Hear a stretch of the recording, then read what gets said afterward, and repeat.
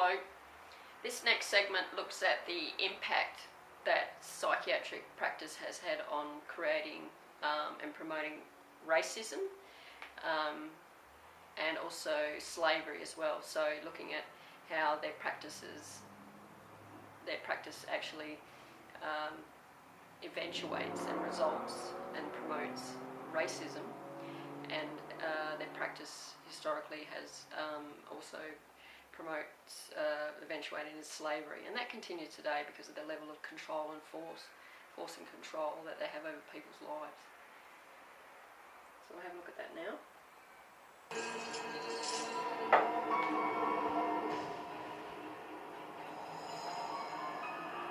After World War II, a new eugenics was resurrected out of the bones and ashes of the old eugenics. The eugenics movement has been at the forefront to establish a new scientific racism that justifies oppression and exploitation and racism.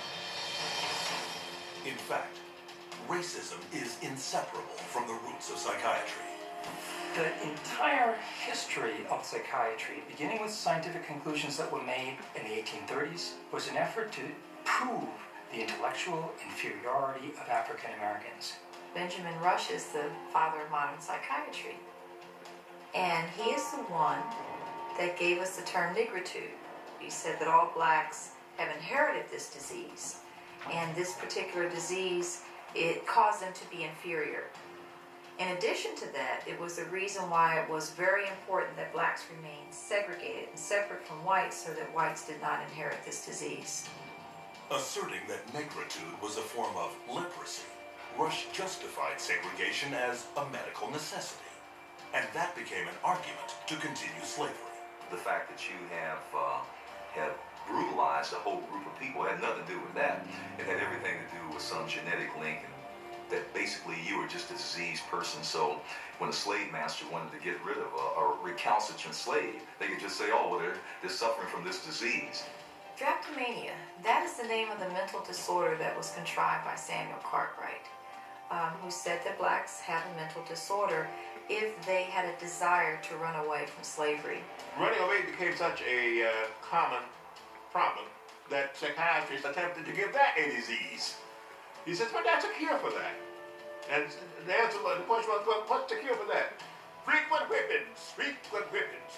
You'd be surprised how that disease clears up when the lash is put in place of their excuses.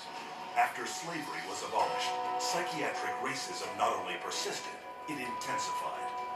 The American Journal of Psychiatry officially proclaimed that Negroes, as descendants of savages and cannibals, were ill-prepared for higher civilization, while their pseudo-science eugenics stepped up its racist activities.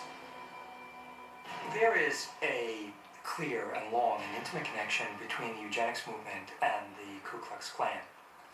Harry Laughlin, who was the Carnegie Institution's director of the Eugenics Record Office, had a close relationship to the Ku Klux Klan through the publication of a book called White America, which was written by a major Klan leader. So Laughlin wrote a glowing review of the book in the Eugenics News, and at the same time, you have the Ku Klux Klan using eugenics to justify their racist goals. But psychiatric racism wasn't exclusively American. Some of the worst abuses of the 20th century occurred in South Africa, where the government adopted the same racist theories and practices used by Hitler. This was no coincidence. The Prime Minister had studied eugenics as a psychology student in Nazi-influenced Germany in the 1920s. Dr. Hendrik Verwoerd is regarded as the architect of apartheid. He saw South Africa as a divided state with whites, blacks and brown people living in totally separate areas, with black people having no rights whatsoever. With apartheid in place, psychiatrists established mental hospitals throughout the country that were in fact nothing more than slave labor camps. These places operated under a private company by the name of Smith, Mitchell and Company. They were saving money through the cheap accommodation for psychiatric patients while making a massive fortune out of money that Parliament had appropriated for medication. So it was a corrupt system. When this operation was finally exposed, it was discovered that 67,000 prisoners had perished, while at the same time, psychiatrists had collected $117 million in funding from the South African government. The World Health Organization issued a report declaring that psychiatry cultivated racism, and that apartheid did have a parallel in the ownership and trading of slaves. In 1971, in the United States, psychiatrist Louis Jolly West continued psychiatry's legacy of racism, hatching a secret aversion therapy experiment called the Violence Center. His government-funded plan: implant electrodes in the brains of African American and Hispanic males to shock them should they exhibit any violent behavior. And if that didn't work, chemically castrate them with drugs. When West's racist proposal met with public outrage, the plan was quickly shelved. Though psychiatry's unrelenting racist theories were blunted, they were not stopped. In 1994, psychologist Richard Herrnstein co-authored The Bell Curve, claiming to prove that blacks were genetically disabled and therefore inferior to whites. The Bell Curve really argues a very old eugenics idea. It argues that people are born with different kinds of intellectual abilities, that these are inborn pretty much at birth. It goes back to the notion that somehow black people are genetically and biologically inferior to white people as a way to justify what was really its programs of social racism and social sexism. And you see that kind of thinking going on in public school testing and IQ testing and educational testing and tracking. And this new tool fit into that old mold.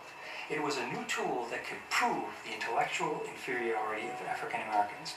The psychiatric profession has done great damage, certainly in the past, and far too many in the present too, to subvert democracy and perpetuate racial stereotypes, even more. Deep racism in society. We have to battle against this continual misinformation, disinformation, pseudoscience. It can be repackaged in whatever form or format it is. But if it is based solely upon the color of one's skin and then is the merit of that human being, I just reject it. And so today, the flame of hatred continues to burn, fueled by pseudo-scientific lies. This is the heritage of psychiatry, as a justification for racism and as a pretext for political repression.